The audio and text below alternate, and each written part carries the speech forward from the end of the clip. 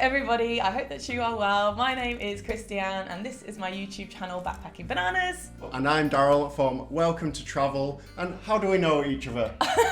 So Darryl and I have known each other for quite a few years now. We're currently in Sydney, Australia, and Darryl is the owner, founder of Welcome to Travel, who are a tour company who run tours in both Melbourne and now Sydney, specifically designed for when you are starting your working holiday visa. Now you may have seen the previous video where I've literally just been doing the Welcome to Sydney tour. It was brilliant. You can click on that if you want to see what we got up to. Yes, I'm a bit of a travel nerd. So what I've done is made a checklist to make it as easy as possible for you to come traveling. So it's like kind of broken down into a few different areas. So like, yeah, we'll jump into it to make it easier for you to come over to Australia. Yeah, and you can tick things off as you go along. Yeah. So the first step in your working holiday journey is going to be research. You want to get informed and get inspired. And the easiest and funnest way to do this, in our opinions, first of all, is to read travel blogs. There are so many people who have been through the experience before. They've written so much information about where you can go, what makes things the best. So make sure you read up on those and also watch YouTube videos. Yeah, so you would tick that off, and yeah, there's a few other like YouTubers, obviously.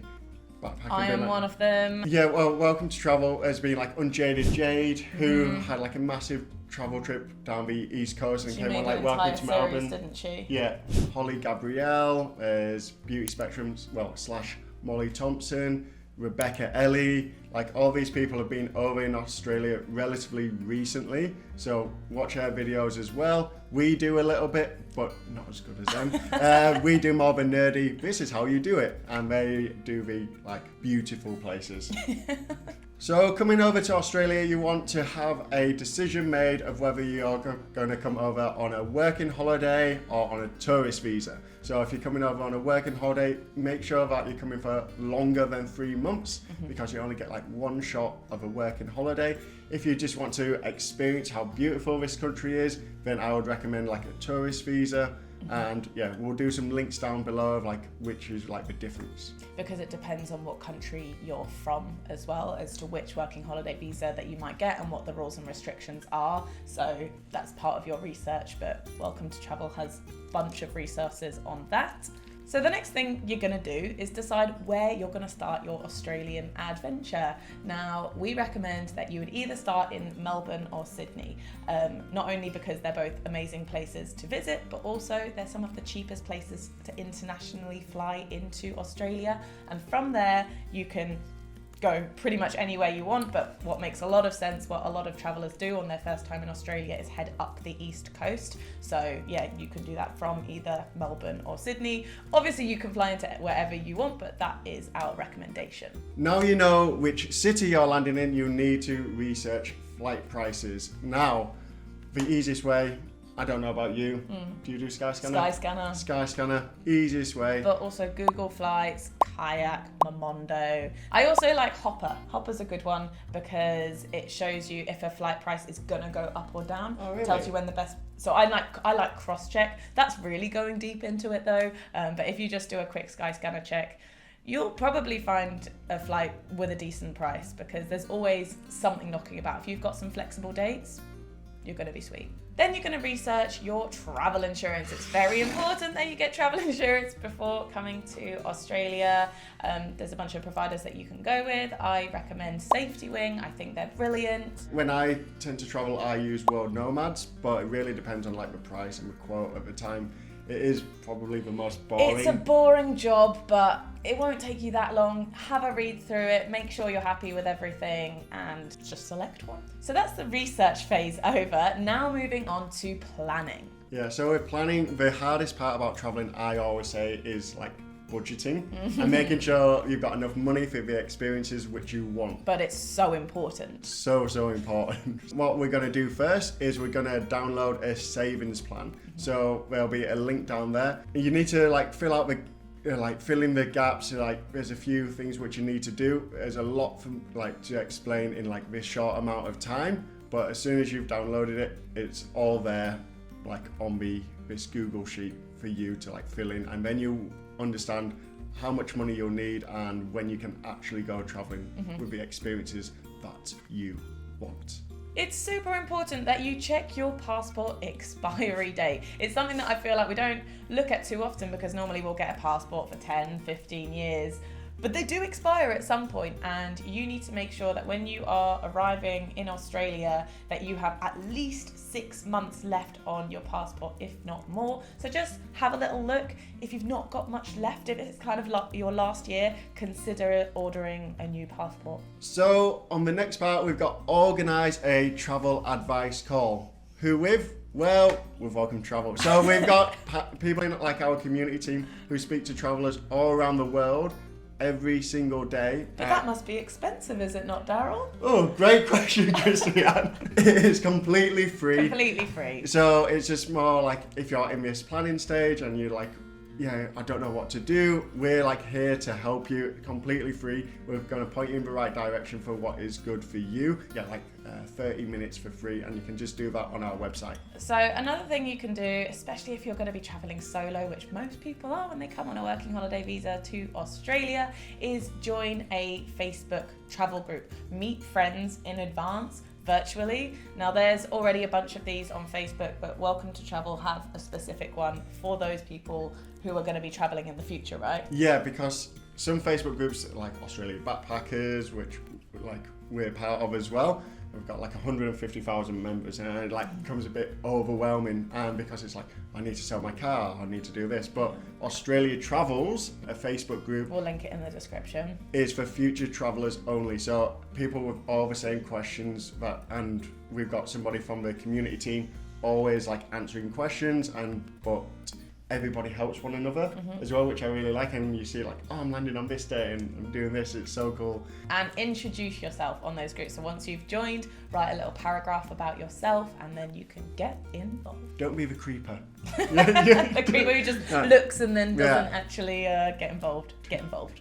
Translate profession qualification. So what do I mean by that? So if you are a nurse, for example, like in the UK, and you want to nurse over here in Australia, you need to translate your qualification so that you can actually practice over here. Okay. We've actually got a blog on it because we've had so many different nurses join us on our... Oh, right. So specifically for a nurse qualification? For nursing. Okay. And so whenever we have somebody with like a different qualification, we find out about their journey and we talk to them, and then we write it down in a blog because I feel it's like the journey of other people who've done it before that make it easier. Yeah. So we've got different blogs on, it's definitely one for nursing, which is like really helpful, but also like teaching, how to become a teacher. And so in our travel blog, you can just write nurse, teaching, and that's the easiest way to do it. So after you've done all of your research and you're planning, it's time to tell the people you care about that this is what you want to do. Like, this is going to be a big decision, a big travel life change that you're making, and it's mega exciting, and it's a good time to share it with your friends, share it with your family, tell them what you're doing and receive their support. Can you remember the conversation which you had with your mum and dad? It always just goes a bit like, I'm going to Australia and they're like, all right, okay love, all right. My parents just expect spontaneous things from me at this point, then they're not surprised. Yeah. My mum's just always like, just remember to keep in touch, okay? FaceTime me all the time. My mum just like burst into tears. Aww. So this was a while ago now, but now Yeah. they've got like the travel bug themselves and just like go travelling around the world. Yeah, So, they've got their own travel blog. I don't know. Yeah. So you could inspire like your friends and your family to go travelling by taking that first step. So that's pretty cool. Yeah. So planning phase is over. Now let's move on to getting things confirmed. So getting things confirmed, the first thing which you want to be organising is not your flight, funnily enough, is your visa.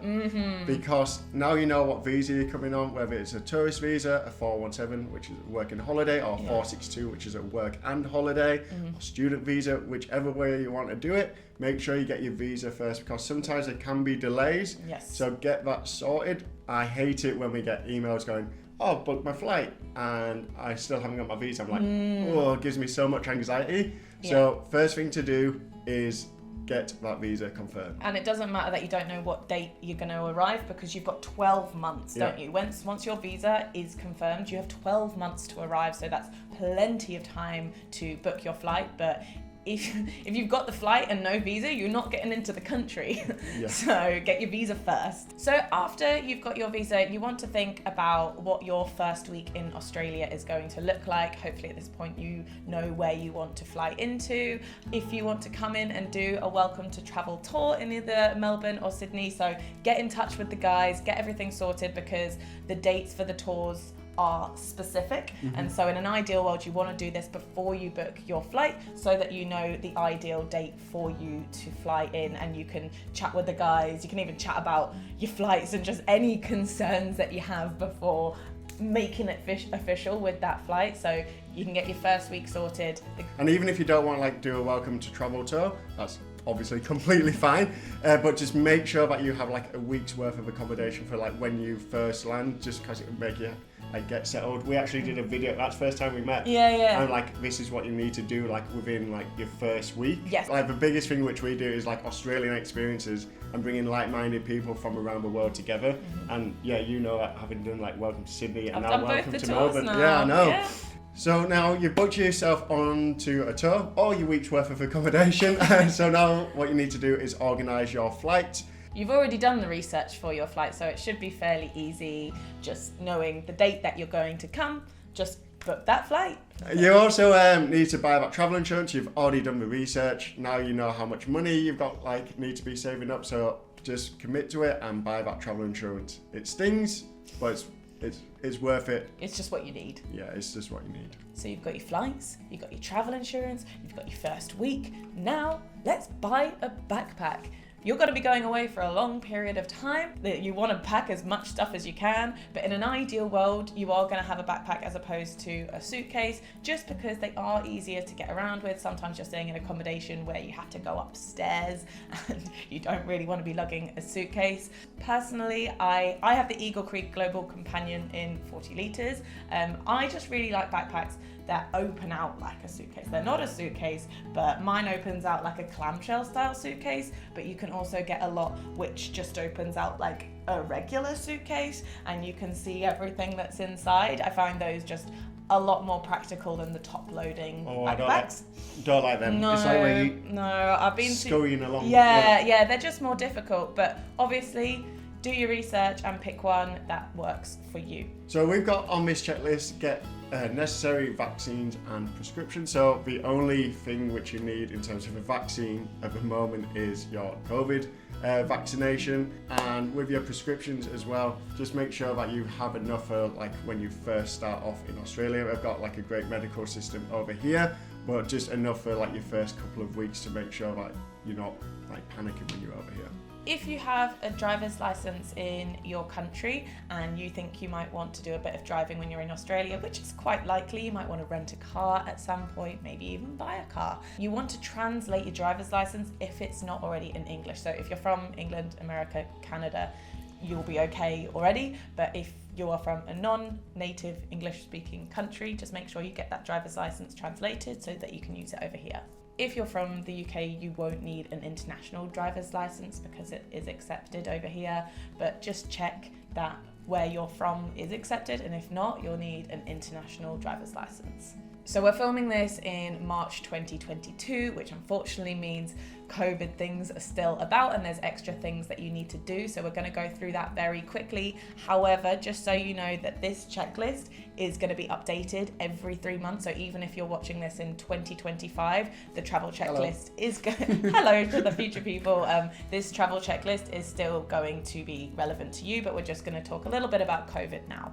Get your COVID-19 certificate. So, vaccination certificate. Because like over here in Australia, it's all linked to like Medicare, but you need it like either printed out or like on your phone. Organise a rapid antigen test before you arrive. You need, that is literally as we speak, that changed like 2 days ago, so that might be changing.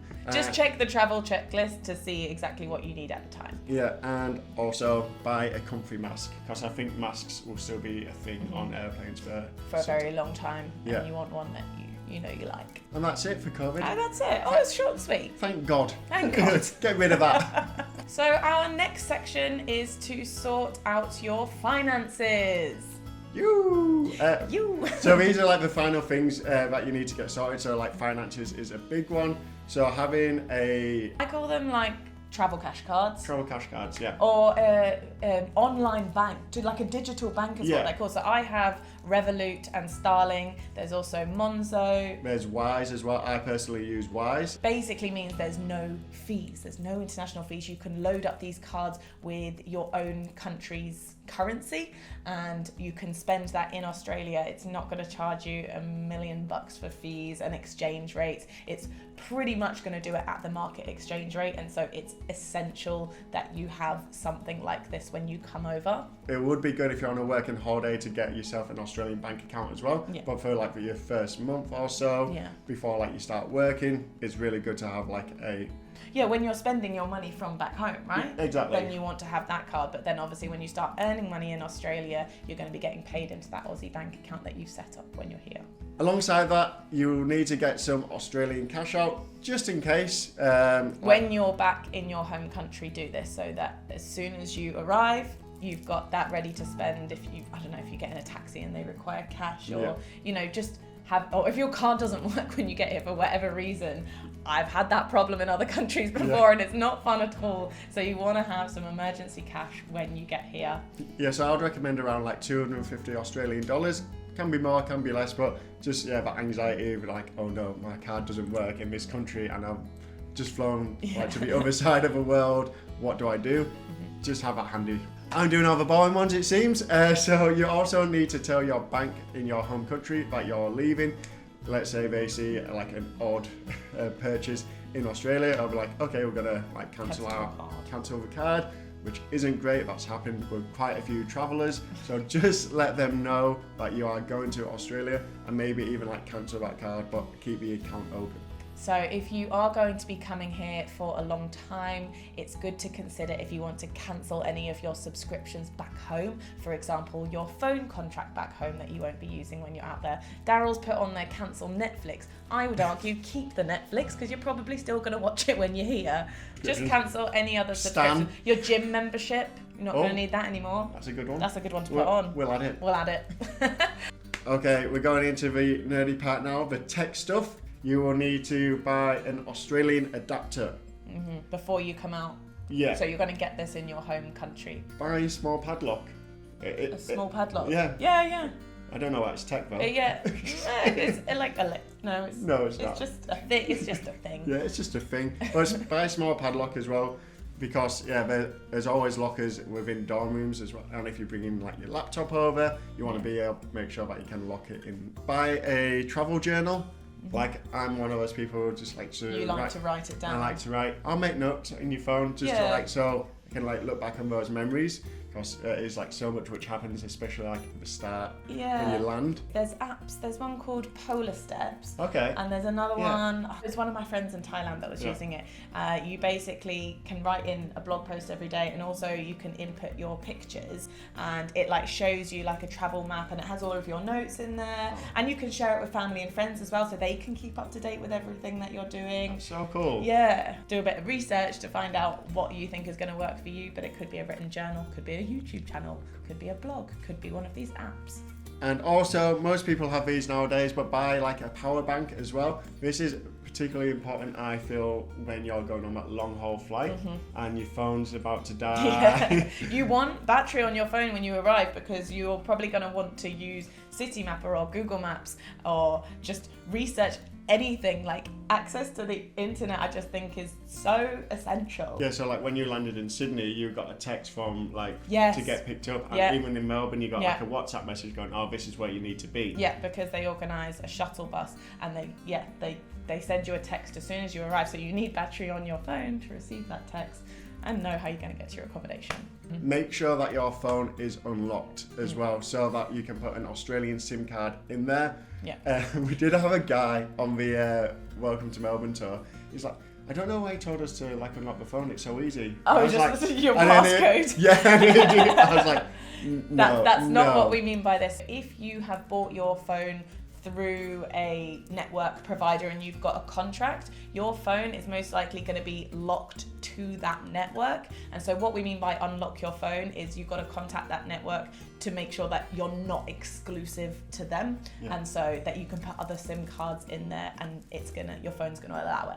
So you want to make sure that you're going to be pretty entertained on your flight. Australia is very far away from everything, and so likely it's going to be a long flight from where you're coming. So make sure that you've downloaded shows onto your phone or your laptop. Maybe you have a Kindle and you want to download books onto there. Yeah, when I'm traveling, so like download some podcasts on like your Spotify. Then you need to get your documents in order. So I find it's really nice if your family and the people who you know what you're doing. So emailing like your itinerary on your flights to like my mum in particular loves to know. Your mum's gonna love it. She will genuinely love to see it and be brought a lot of peace of mind. So if you have a worrying mum, like most of us do, doing this is gonna really help them. So you want to save your important documents to not only offline on your phone, but also like a Google Drive where you can access them offline. So this is things like a photocopy of your passport, maybe a photocopy of your driver's license, your travel insurance, your tour confirmation and instructions that you need to do. Anything that you are going to want to access when you're in Australia, have it offline on your phone and have it online on a drive which you can access at any time. Alongside that, you would want to translate your CV. So if you're from a non-English speaking country, if you're going to get a job here, if you're going to get a job, if you're coming on a working holiday, translate your CV, resume, whichever way you like to call it, into English. But then also when you do land and you are looking for a job, make sure you update the details at the top. So like the phone number, address. With the welcome to travel stuff, which we mentioned earlier, again, if you're not coming on the tour, it's completely fine.